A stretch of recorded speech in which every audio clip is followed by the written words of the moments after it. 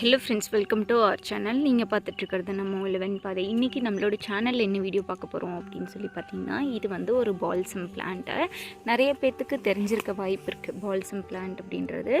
இது வந்து ரொம்ப வருஷமாக, அதாவது ஃபஸ்ட்டில் இருந்து இருக்க கலர் அப்படின்னா அது இந்த கலர் தான். இப்போ நிறைய பர்பிள், க்ரீன் அந்த மாதிரி நிறைய கலர்ஸ் வந்து ஹைப்ரிட் பண்ணிட்டாங்க. இருந்தாலுமே கூட இது ஒயிட் கலர், இது எல்லாமே வந்து ரொம்ப வருஷமாக ஃபஸ்ட்லேருந்து இருக்க பிளான்ஸில் இதுவும் ஒன்று. இதை வந்து தொங்கு ரோஸ் அப்படின்னு சொல்லிட்டு ஒரு சில ஊர்களில் சொல்கிறாங்க. நம்ம ஊர் சைட் கூட தொங்கு ரோஸ் செடி அப்படின்னு தான் சொல்லுவாங்க.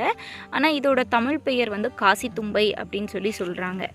இது பார்த்திங்கன்னா ஒவ்வொரு பூக்கும் இந்த மாதிரி ஒவ்வொரு விதைகள் இருக்கும். இந்த விதைகள் வந்து பறிக்கிறதுக்கு சூப்பராக இருக்கும். ஆனால் இன்னும் நம்மளது முத்தில் இப்படி தொட்டோம் அப்படின்னா நல்லா முத்திடுச்சு அப்படின்னா, இப்படி தொட்டோம் அப்படின்னா இது டப் அப்படின்னு சொல்லி வெடித்து அதிலிருந்து சீட்ஸ் வரும்.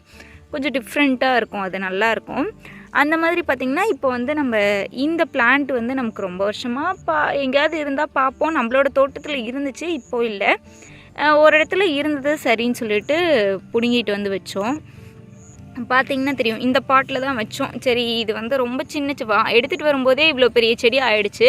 அங்கங்கே மொட்டு வைக்க ஆரம்பிச்சிருச்சு. அதனால் நம்ம சரி இந்த மாதிரி ஒரு பாட்டில் வச்சுட்டு கீழே வச்சா வளருமா அப்படின்றது ரொம்ப சந்தேகங்க. எல்லாத்தையுமே மண்ணில் வைக்கும்போது கொஞ்சம் கஷ்டப்பட்டு வளர்த்துற மாதிரி இருக்கும்.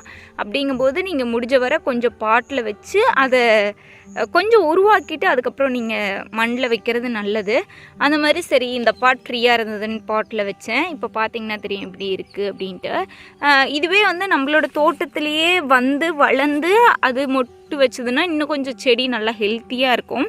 ஆனால் இது வந்து நம்ம நல்ல மெச்சூர்டான வாட்டி தான் பூ பறிச்சுட்டே வந்தோம் அப்படின்றனால கொஞ்சம் செடி வந்து குட்டியாக இருக்குது அப்படின்னு சொல்லி பார்த்துக்கோங்களேன்.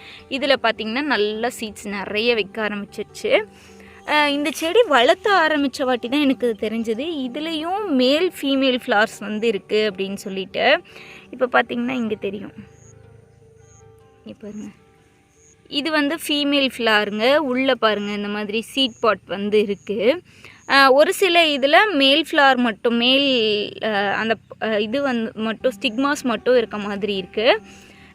இதுலேயே வந்து இதெல்லாம் வந்து எனக்கு ஃபஸ்ட்டு இந்த விதையெல்லாம் வரும்போது ஃபீமேல் ஃப்ளவர் மட்டும்தாங்க வந்துச்சு. அது உள்ளேயே அதுவே பாலினேட் ஆகிக்கிச்சு.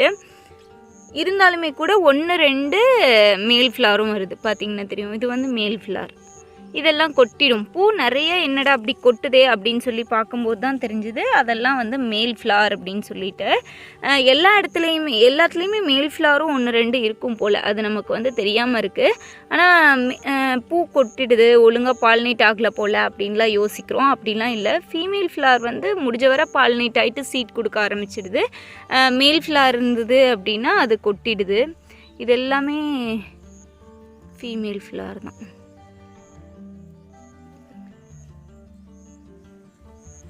அடுத்து இதை வந்து எப்படி சீட் கலெக்ட் பண்ணலாம். சீட் பெருசாலாம் இருக்காதுங்க, குட்டி குட்டியாக கடுகு மாதிரி இருக்கும். கடுகு விட கொஞ்சம் பெரிய கடுகு சைஸில் இருக்கும். நம்ம அப்படியே கலெக்ட் பண்ணிவிட்டு போட்டோம் அப்படின்னா சூப்பராக வளர ஆரம்பிச்சிரும். முடிஞ்சால் உங்களுக்கும் கிடச்சிது அப்படின்னா ட்ரை பண்ணி பாருங்கள்.